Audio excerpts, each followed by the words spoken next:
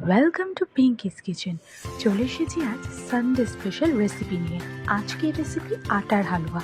বাড়িতে অতিথি আসলে বা ঠাকুরকে ভোগ লাগানোর জন্য চটজলদি বানিয়ে ফেলতে পারবেন এই রেসিপি। প্রথমে কড়াইতে পরিমাণ মতো চিনি ও পরিমাণ মতো জল নিয়ে ভালো করে নাড়িয়ে চাড়িয়ে নিতে হবে। ধ্যান রাখতে হবে আমাদের কিন্তু চিনিটাকে চাশনি বানালে চলবে না, শুধু সামান্য চিনিটাকে গলিয়ে নিতে হবে। তারপর কড়াইতে পরিমাণ মতো আটা নিয়ে আটাটিকে সামান্য ভেজে নেব। তারপর কড়াইতে পরিমাণ মতো ঘি নিয়ে তাতে দিয়ে দেব কাজু বাদাম ও কিশমিশ।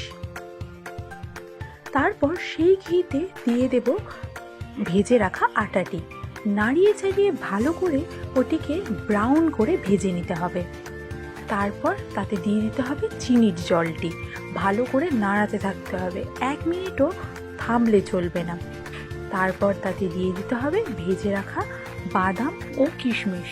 তারপর সাইড থেকে একটু ঘি ছড়িয়ে দিলেই তৈরি আটার হালুয়া।